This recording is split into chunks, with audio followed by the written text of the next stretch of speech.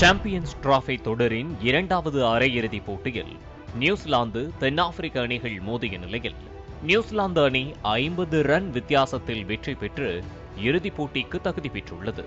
ஏற்கனவே இந்திய அணி இறுதிப் போட்டிக்கு தகுதி பெற்றுள்ள நிலையில் இந்திய அணிக்கு சிம்ம சொப்பனமாக இருக்கும் நியூசிலாந்தை இறுதிப் போட்டியில் எதிர்கொள்ள உள்ளது.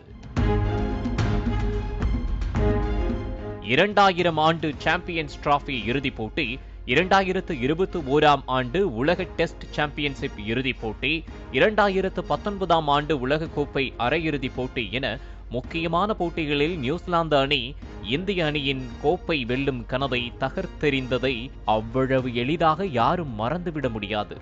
25 ஆண்டுகளுக்கு பின் சாம்பியன்ஸ் டிராபி இறுதிப் போட்டியில் இரு அணிகளும் மோத உள்ளதும் குறிப்பிடத்தக்கது. அரையிறுதிப் போட்டியின் வெற்றிக்கு பின்பு பேசிய நியூசிலாந்து அணி கேப்டன் சாண்ட்னர், கடைசியாக நடந்த போட்டியில் இந்தியாவிற்கு நாங்கள் நெருக்கடி அளித்தோம், அதனால் நம்பிக்கையுடன் முன்னோக்கி செல்கிறோம் என தெரிவித்தார். மேலும், நாங்கள் இருவரும் ஒருவருடைய விளையாட்டை மற்றொருவர் பார்த்திருக்கிறோம். எங்களுடைய பந்து வீச்சாளர்கள் இந்திய அணியில் டாப் ஆர்டரில் உள்ள 3 வீரர்களை சிறப்பாக வீழ்த்தியுள்ளனர் என்றும், டாஸ் வெல்வது கூட வெற்றிக்கு பலனளிக்கும் என்றும் அவர் தெரிவித்துள்ளார்.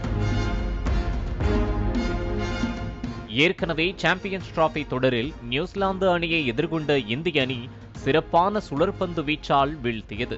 இந்நிலையில் வரும் 9ஆம் தேதி நடைபெறவுள்ள இறுதிப் போட்டியிலும் நியூசிலாந்து அணியை வீழ்த்தி பழைய கணக்கிற்கு இந்திய அணி பதிலடி கொடுக்கும் என ரசிகர்கள் ஆவலுடன் எதிர்பார்த்து வருகின்றனர்.